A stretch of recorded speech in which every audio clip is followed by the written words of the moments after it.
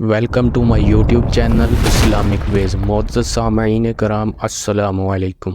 معزز سامعین کرام، اس جہان فانی سے بہت سی قومیں ہو کر گزر چکی ہیں۔ اللہ تعالیٰ نے ان قوموں میں اپنے بہت سے انبیاء کرام کو مبعوث فرمایا۔ اللہ تعالیٰ کے انبیاء کرام ان قوموں کو راہ ہدایت دکھاتے اور اللہ کی اطاعت اور فرما برداری کی طرف بلاتے تھے۔ انہی قوموں میں سے ایک قوم سبا تھی۔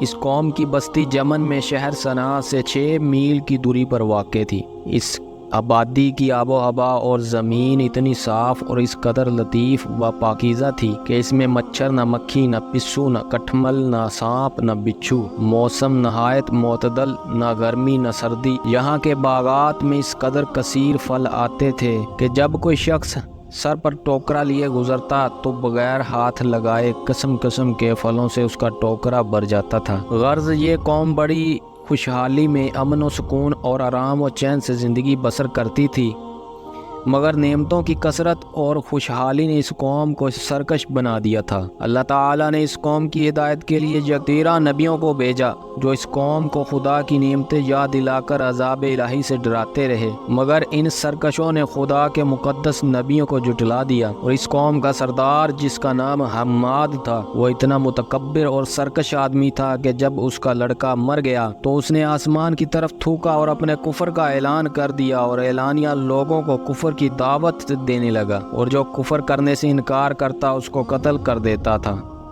اور خدا کے نبیوں سے نہایت ہی بے ادبی اور گستاخی کے ساتھ کہتا تھا کہ آپ لوگ اللہ سے کہہ دیجئے کہ وہ اپنی نعمتوں کو ہم سے چھین لے۔ جب حماد اور اس کی قوم کا طغیان و عصیان بہت بڑھ گیا تو اللہ تعالیٰ نے اس قوم پر سیلاب کا عذاب بھیجا، جس سے ان لوگوں کے باغات اور اموال و مکانات سب غرق ہو کر فنا ہو گئے، اور پوری قوم بستی ریت کے تودوں میں دفن ہو گئی۔ اور اس طرح یہ قوم تباہ و برباد ہو گئی اور ان کی بربادی ملک عرب میں ضرب المثل بن گئی۔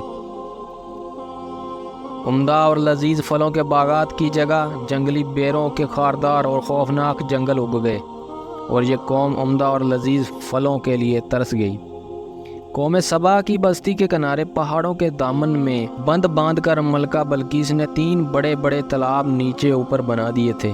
ایک چوہے نے اللہ کے حکم سے بند کی دیوار میں سوراخ کر دیا، اور وہ بڑھتے بڑھتے بہت بڑے شگاف بن گئے، یہاں تک کہ بند کی دیوار ٹوٹ گئی اور ناگہاں زوردار سیلاب آ گیا۔